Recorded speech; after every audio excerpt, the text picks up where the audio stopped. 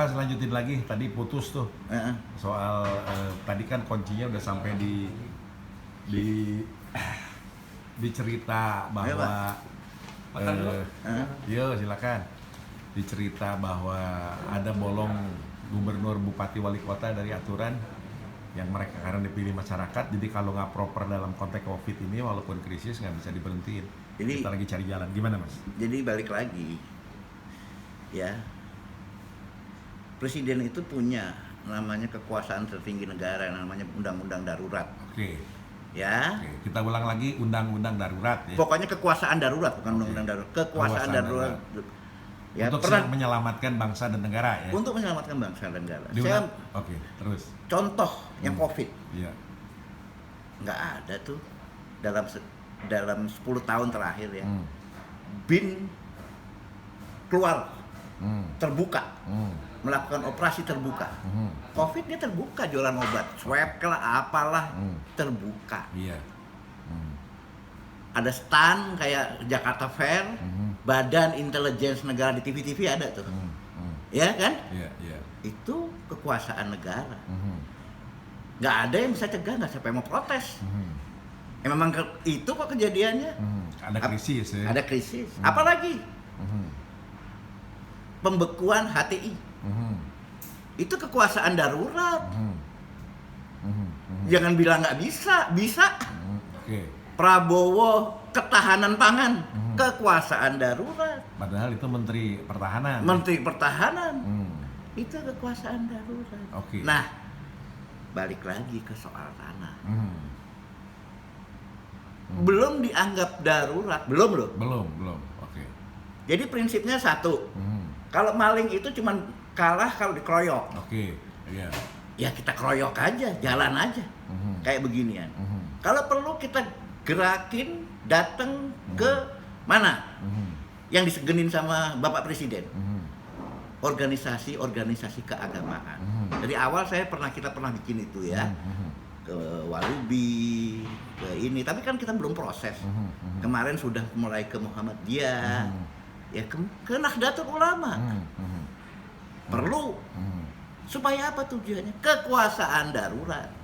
Ke pabrik, ke PPAD, ke ini, ke itu. Coba dirancang 2 bulan FKMTI itu aja silaturahmi ke mereka. Bukan ke partai politik. Minta gunakan kekuasaan daruratnya Bapak Presiden. Kekuasaan darurat. Apa juga bisa dibikin kok.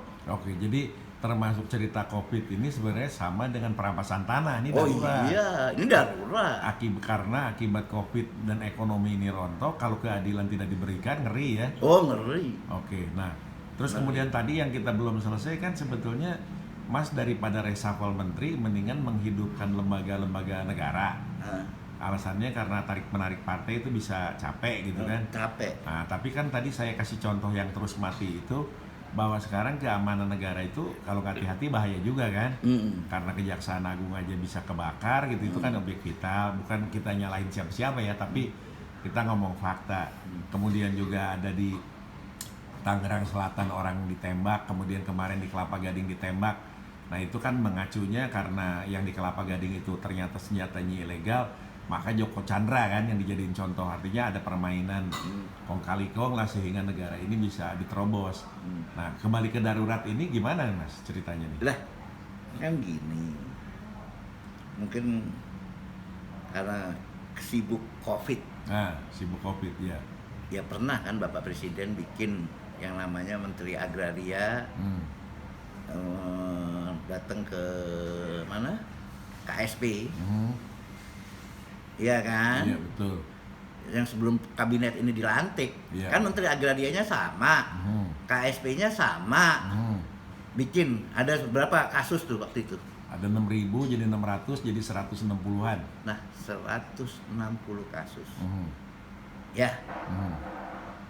106. Itu undang-undang darurat, kekuasaan darurat. Sekarang nggak usah pakai. Kalau udah ngomong bagaimana, kalau ini itu panjang. Oke. Putusin aja. Kasus Robert dari 600 satu aja selesai. Dari 600 satu. Kasusnya Pak Robert. Ya masa satu aja juga nggak bisa. Toh kita milih presiden satu, wakil presiden satu. Iya kan? Ada iya. 2 calonnya apa 3, waktu itu 2 lah. Kan milih satu, nggak milih yang 2. 600 banyak.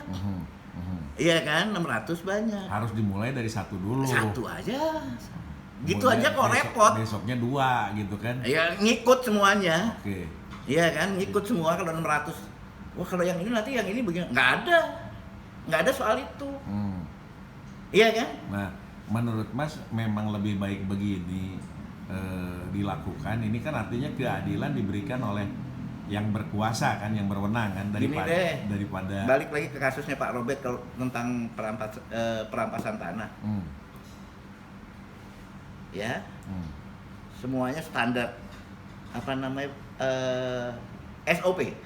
Standard Operating Procedure. Itu sudah tetap. Sudah sekarang soal lobby. Ya. Oke.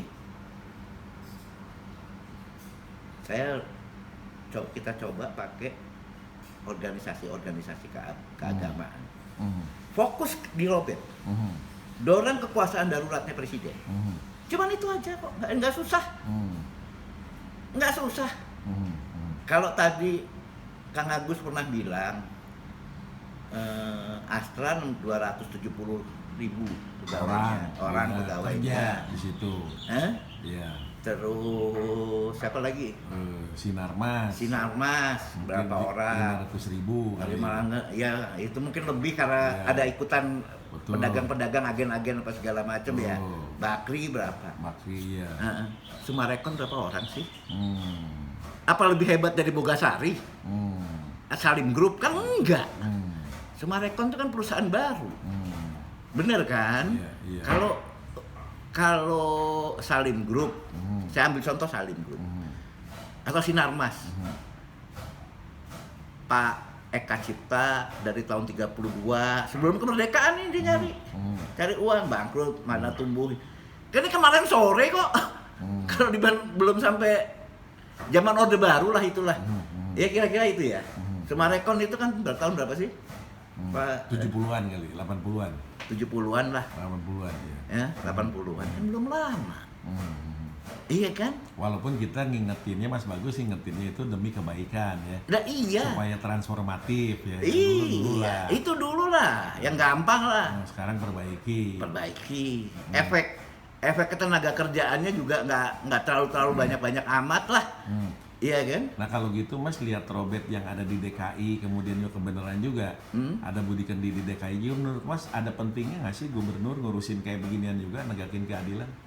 Udah sangat penting dong. Nah? Sangat penting. Gubernur DKI? Iya gubernur DKI maksudnya. Apalagi gubernur DKI? Gubernur DKI itu gubernur yang paling enak. Ya, dia daerah khusus ibu kota. Ada daerah khusus yang sejak kemerdekaan, ya ini sama kan umurnya sama Jogja, daerah istimewa Yogyakarta. Kita cuma punya daerah khusus kalau nggak salah 3. DKI, Jogja, Aceh. Kalau Aceh baru, iya. Iya kan? Yang baru aja bisa pakai cambuk-cambuk tuh, tipiring. Tindak pidana ringannya dicambuk-cambuk tuh kan? Iya kan? Betul kan? Nggak pernah saya melihat di Aceh tuh potong tangan, potong itu nggak ada tuh. Iya kan? Pas dicambuk, di ini baru cuman gitu aja lah kira-kira. Bener nggak itu tindak pidana ringan.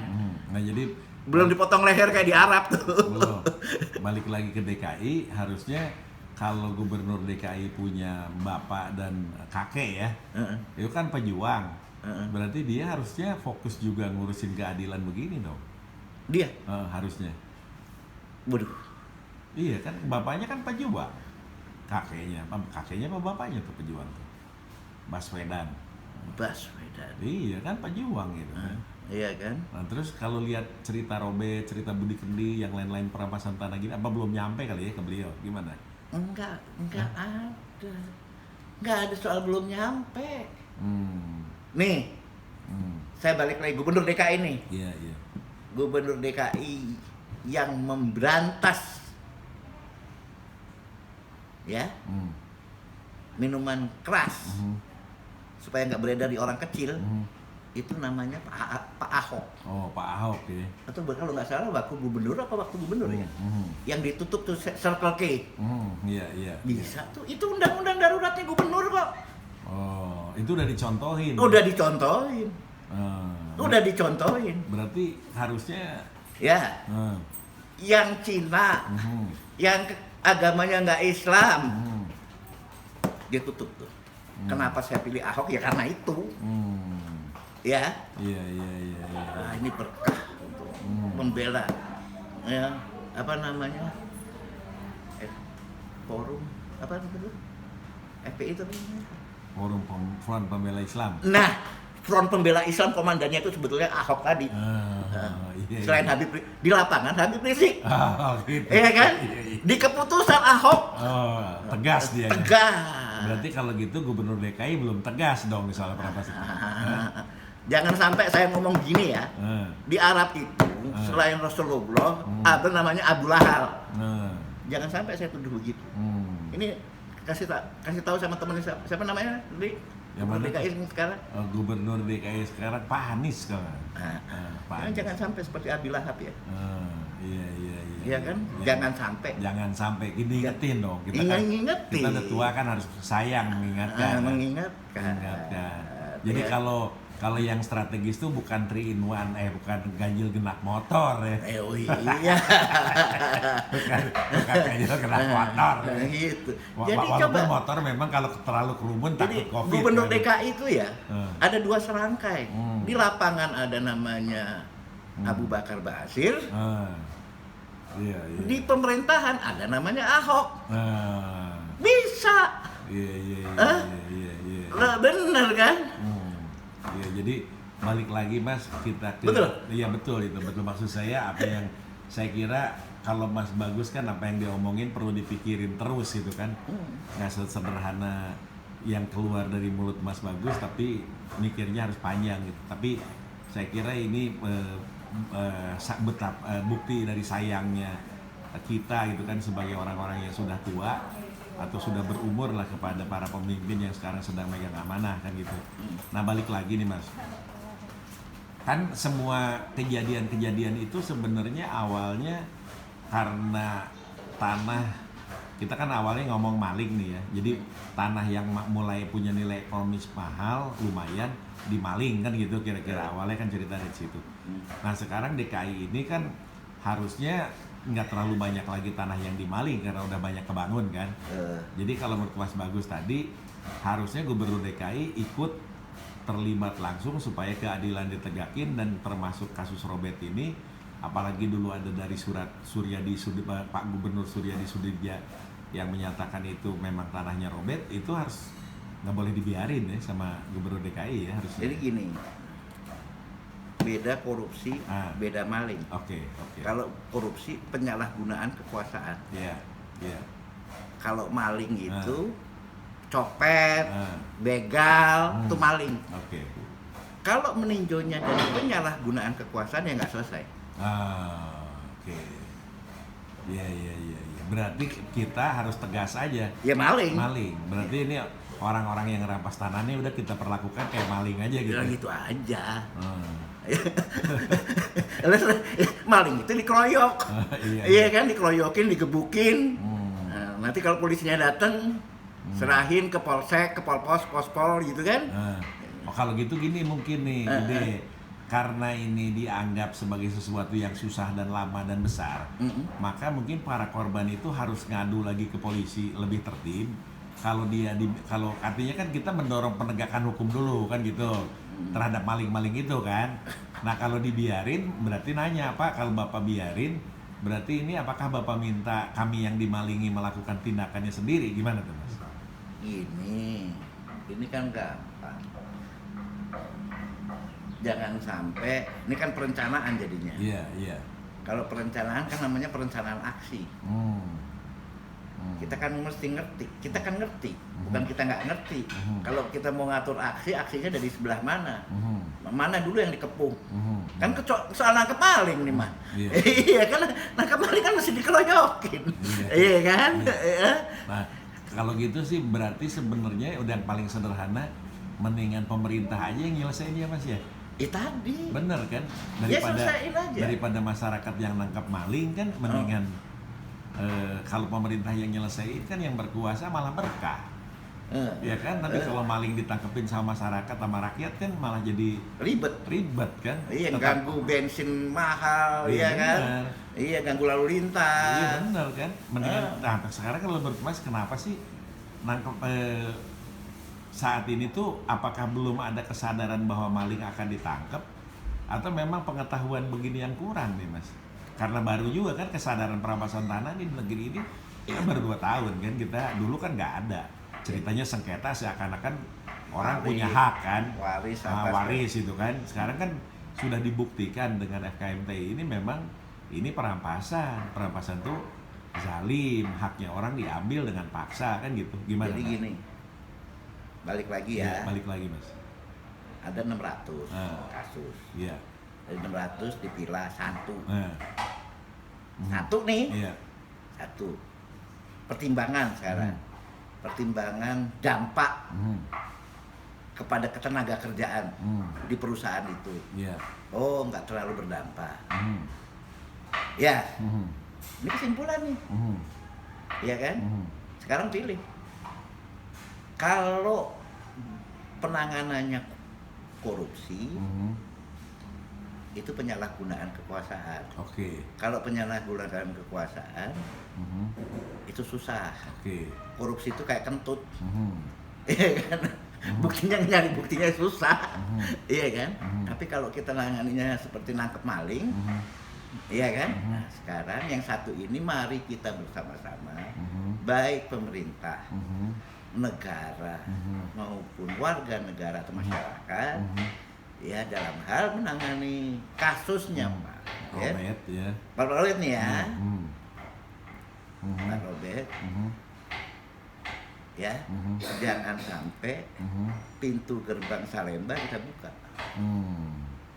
Itu adalah perencanaan aksi namanya. Iya. Karena lebih baik kayak udah sulit begini mah mendingan pemerintah yang nyelesain. Jadi saya lagi ya. Walaupun nih Mas, kan begini juga mudah-mudahan artinya yang kenal, yang temen semua lah yang ada di pemerintahan melihat bahwa ini adalah bagian komunikasi di mana supaya terjadi kesadaran nangkap maling itu dilakukan mereka sendiri kan ya. Nah sekarang kita pilih polisinya nih. Iya. Ya kan, kan mesti ada polisinya, dipersiapin polisi. Betul. Oh jangan. Oh jangan. Enggak. Polisinya namanya Sofyan Jalil, anak UI. Iya. Yang dimaling anak UI. Yang pegang duit anak UI. Iya. Ya. Iya kan? Iya benar. Betul kan? Benar. Betul kan? Benar, iya benar. Kan nggak bohong. Iya benar. Faktanya begitu. Betul kan? Iya. Dan dari ini kalau ini mungkin sejarahnya saya lah, angkatan saya lah. Atau angkatan sebelum saya 2 tahun 3 tahun. Itu temannya Fakultas Teknik mesti biasanya Pak FKG. Itu teman, kalau dia tuh masih lari ke kita, berteman. Teman tuh bukan apa-apa. Kalau kita ke Fakultas Ekonomi, ya itu kadang-kadang diskusinya panjang. Tapi kalau dia nih langsung berkeluh kesah nih ke kita. Anak FKG itu langsung dicerita sama kita. Kita belain lah. Iya. Ya. Sekarang sejarah terulang lagi nih. Ceritanya Pak Robert. Walaupun dia sebenarnya punya adik kelas yang hebat, Hairul Tanjung ya. Sebenarnya ya. Tapi dia nggak ngadu ke Hairul Tanjung ya. Belum ya. Dia ngadunya karena teknik, dari sejarahnya dari dulu gitu ya. Daripada ngadu sesama anak FKG gitu kan. Nanti Hairul Tanjungnya kan datang ke kita, biasanya kan gitu. Dulu juga gitu juga kan. Iya. Jadi udahlah. Gampang lah, ini nggak usah diselesaikan terlalu panjang lebar. Kalau tentang yang dapat nama nanti KSP ya kan? Ya, Pak Sofyan Jalil itu nggak soal. Atau Bu Ani nggak apa-apa ya. Nggak apa-apa. Ya, bener. Tapi penderitaan Robert bisa diselesaikan. Malingnya udah ada. Bener. Iya kan, namanya siapa tuh? PT apa tuh namanya? PT Sumarekon. Deket Kelapa Gading. Yang diindikasikan ngambil tanahnya Robert tuh itu. yang diindikasikan. Diindikasikan, itu kan kalau menurut dokumen-dokumen. Jadi polisinya udah ada, ya kan? Polisinya udah ada, lembaganya udah ada, ininya, semuanya ada lah, alat-alatnya udah lengkap lah. Nah berarti kalau gitu, ini kalau Pak Jokowi juga ngedorong gitu kan bilang kepala daerah, gue capek juga nih, masa hal yang nggak bener begini kalian biarin terus kan gitu kira-kira kan. Terus gubernur DKI juga kan denger kayak gini kan, masa dibiarin juga ada warganya diperlakukan seperti ini. Sofyan Djalil sama Bu Sri Mulyani dari UI. Berarti kalau Mas Bagus sih harusnya lihat kalau kayak gini nggak lebih dari sebulan selesai. Oh selesai, apalagi soal ini ya, soalnya Pak Robert balik lagi. Iya Pak Robert kita ngomong. Kita kan ngomong Pak Robert. Dulu rektor Gajah Mada yang di BKS Kaptisi siapa? Pak Kusnadi, Profesor Dr. Kusnadi. Pak Kusnadi, Harja Sumantri. Iya kan? Itu di lapangan. Ya sama-sama kita. Ada Pak Amin Rais. Gajah Mada semuanya. Iya, benar. Iya kan? Iya, sekarang Gajah Mada adanya di Istana, Mas. Di DKI. Di DKI. Oh iya, Pak. Di DKI. Iya. Kita mengalah-ngalah aja. Iya, benar. Kita mengalah-ngalah aja. Iya, benar. Benar kan? Iya, benar. Wakil gubernurnya pada saat itu yang ngerti juga mungkin sekarang udah jadi komisaris Pertamina. Ya kan arti sakti tuh. Iya kan? Ya udahlah, jangan sampai tambah korban-korban lagi, selesaiin aja baik-baik. Iya kan? Jadi mudah-mudahan paham lah ya bahwa apa yang disampaikan ini sebenarnya dalam rangka kasih sayang gitu, dan keadilan itu harus ditegakin. Dan ini kan teriak-teriak karena merintih kemudian menyampaikan bahwa ini benar, ini nggak adil. Lalu Pak Robert katanya sakit ya? Ya Pak Robert lagi sakit. Mulai mungkin ini mudah-mudahan ini sampai. Udah 75 tahun ya, kan. Mudah-mudahan disampai kepada terutama Pak Sofyan Djalil ya, dan wakilnya. Siapa namanya? Wakilnya itu anak hukum juga tuh 90-an tuh. Aduh kok lupa ya. Iya kan? Nah iya betul. Iya kan? Iya. Nah, Bu Sri Mulyani. Iya Bu Sri Mulyani. Iya kan Bu Sri Mulyani, mari kita berdoa. Iya mari berdoa supaya Pak Robert cepat sembuh. Cepat sembuh, betul. Ya, terutama kita ngajak berdoa bukan kalau Kang Agus saya ajak berdoa, Pak Joni saya ajak berdoa udah biasa. Iya kan, orang temennya Pak Robert, ya kan? Nah, kita ngajak berdoa ya ini, mudah-mudahan Pak Robert, ini Pak Sofyan Djalil sama Bu Sri Mulyani ikut berdoa. Iya. Untuk supaya Pak Robert satu cepat sembuh. Iya. Yang kedua berani bertindak, bukan selesai. Berani bertindak, kan bukan selesai ini tindakan. Dia berani bertindak, udah selesai gampang. Supaya tuntas kan gitu. Tuntas, ngadu aja tuh ke alumni Gajah Mada 2 orang lah, nggak usah banyak-banyak. Iya, supaya bisa beres lah. Ya. Karena ini sebenarnya di balik ini bagian daripada proses transformasi perusahaan juga kan. Supaya pada selesai. Oke Mas, makasih Mas. Assalamualaikum.